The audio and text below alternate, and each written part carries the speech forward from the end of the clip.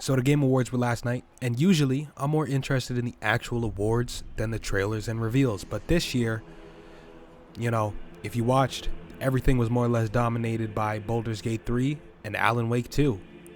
Well deserved. Haven't played either of them. Eventually I'll play Baldur's Gate 3.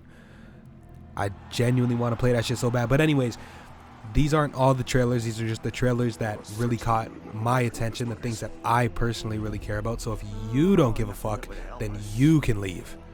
I don't want to hear it. Master thyself. Starting off with free God of War Ragnarok DLC is a crazy way to start off the Game Awards. All right, that was I was literally jumping for joy. I was jumping around my room screaming. Anyways, like free God of War DLC coming out in like 4 days. Come on, that's just re-downloading right now. And next up is the Final Fantasy 16 DLC and expansions. Now, Final Fantasy 16 was my personal game of the year. And to see it not even get nominated for Game of the Year, that rubbed me the wrong way. As soon as I seen that, I kind of stopped caring about the awards. But that's just me personally.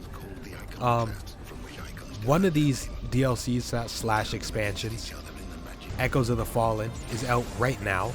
And then the second one, The Rising Tide, will be coming out in spring 2024. This is amazing.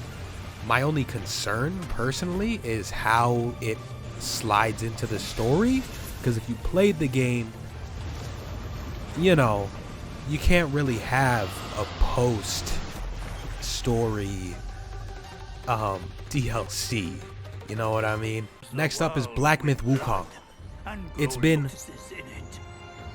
over 3 full years since this game had its first trailer, and we've not once had a release date or a release window. We've known nothing about when the game would come out or where it was in production, but now, as of last night, as of this trailer, we have a release date, not even a window. I was just hoping for a window. Spring 2024, summer, you know what I'm saying, winter. August 20th, 2024. Not only are we actually getting the game and we got a release date, it's a summer game. I feel like there's not a lot of big games that come out in the summertime, so anything to fill that void. Black Myth Wukong, man. It's been so long. I've been waiting for this. So many people have been waiting for this. Dude, it's gonna be such a W. August 20th. Now Dragon Ball Sparking Zero. Come on now. Dragon Ball Z Budokai Tenkaichi 4. You know what I'm saying? Like, stop playing. I saw this and I started saying some unholy things. I was turning into Drake, bro. I'm about to, oh my God, I could not hold myself.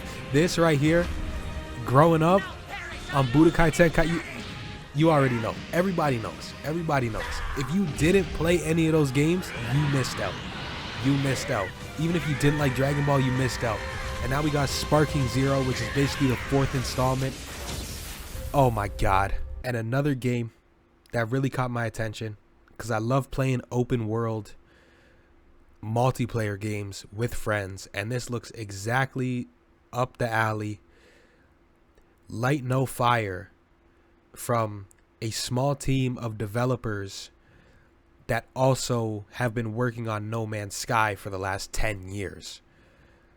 So, given what No Man's Sky is today, having developers who have been working on that for a decade now developing this game, it seems like this game is going to have quite a bit of promise. A completely open world Earth. Seems like we got dragons and shit. We flying. I would assume there's probably going to be some sort of like boss fights. Maybe like a loose story to follow along through like lore or something. I don't know. But open world multiplayer kind of survival type of game Sign me up. Sign me up. Now this one right here really took me by surprise because I missed the very beginning of the trailer where it showed the Marvel logo. So like, if I saw that, I'd see this and I'd be like, okay, yeah, no duh. But like, for me, I missed it, so it came out of nowhere. But Blade, a Blade video game that takes place in Paris and is in the style of Arcane. Dude, sign me up. Blade, a badass. Paris, not a lot of games in Paris. And if this is open world as well, what am I saying? It's made by Bethesda. I should have started with that. A Bethesda Blade game in Paris with an Arcane art style. Like, I genuinely do not believe that it could have got better than this. I genuinely do not believe that it could have got better than this. This game is going to be gas. Now for this one right here, Mecha Break. Listen, I'm not a mech dude. I've never been a mech dude. I was never into mechs. No Gundam, no mech anime. You know, if an anime looked cool but it had mechs, I wasn't watching that shit. You know what I'm saying? I wasn't playing no mech games, no mech toys as a kid, none of that. I was not a mech dude. I'm still not a mech dude. But this right here looks absolutely insane. I don't know if this is going to be some sort of like multiplayer PvP type thing, or if we're doing like some sort of story shit or something. I don't know. I don't care. The colors are kicking. The gameplay looks fire. The mechs look dope as shit. The particles and effects look like I might have a seizure, but I'm all here for it. I'm locking in. This shit looks amazing. It looks insane, dude. Shit looks crazy. If you haven't seen the full trailer for this, this is one of the trailers that I'm going to say, go watch the full thing, because this shit just looks nuts. Next up, Visions of Mana, a Square Enix game. Now, if you know me, I've got that Square Enix sausage stuffed down my throat so goddamn far it could not be pulled out surgically. Okay, Square Enix has me wrapped around their finger like some sort of some shit that I'm not even gonna say. You know what I'm saying? So it's like, I see Square Enix and I'm here for it. This looks like some Dragon Quest, Tales of Arise, Genshin Impact hybrid, baby. And I'm fucking here for it. I don't know if I'm dropping however much they can charge for it, but you know, if there's a little sale or if it's on a little subscription service, you know what I'm saying? I'm in there. I'm in there. Given the chance, I'm in there. Now this right here, I saw this, no clue what it was, but it looks like something. It looks like something that's right up my alley. You know what I'm saying? The first Berserker, Kazan. Right now, one of the things they mentioned before showing the trailer was that the world is kind of like realistic.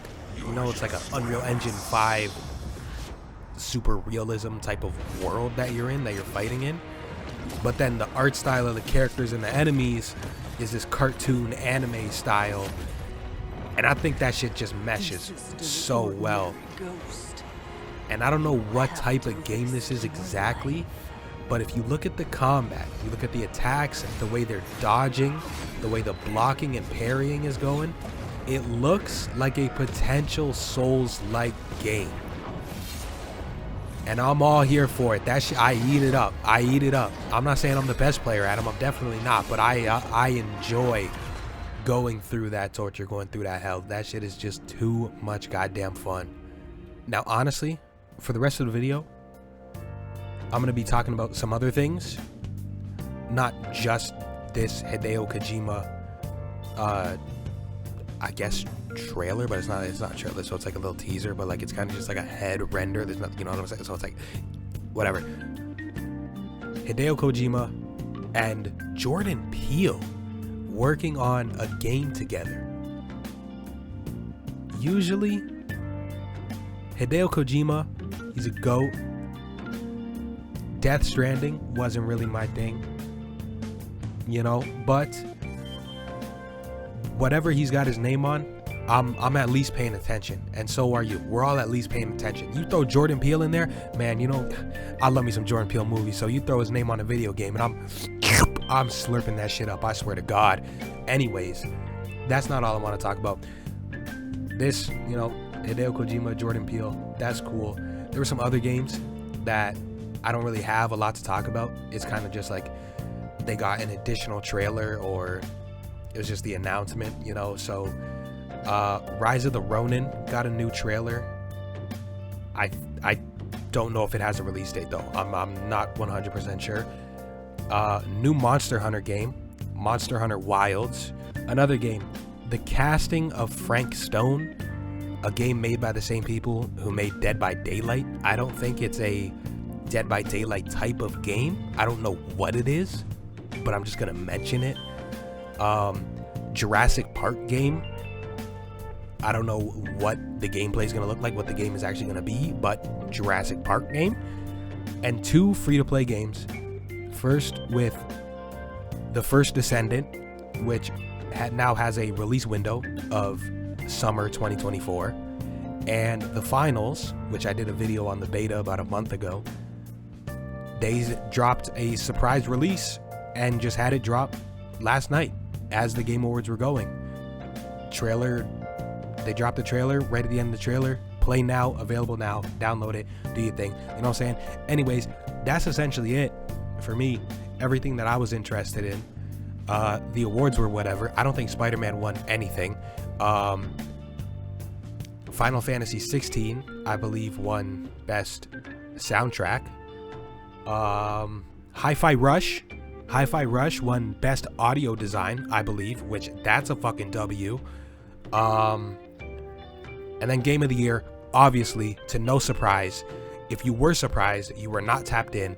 Baldur's Gate 3, Game of the Year, Best RPG, best this, best that, best this, best that. It was, everything was Baldur's Gate 3, and then anything to do with story or narrative or direction was Alan Wake 2. Anyone else that won an award, they won it because those other games weren't in the category. Like, honestly, the only thing that really grinded my gears was Best Performance. And Best Performance went to someone in Baldur's Gate 3. I felt it should have went to, I believe his name is Ben Starr of Clive from Final Fantasy 16, or Yuri Lowenthal, voice of Spider-Man in Marvel Spider-Man 2. Maybe I'm dick riding, but I don't really know too much about Baldur's Gate 3. I, haven't played it yet. Whatever. Like, comment. Actually, don't like. I don't care. Subscribe if you want to. Comment, though.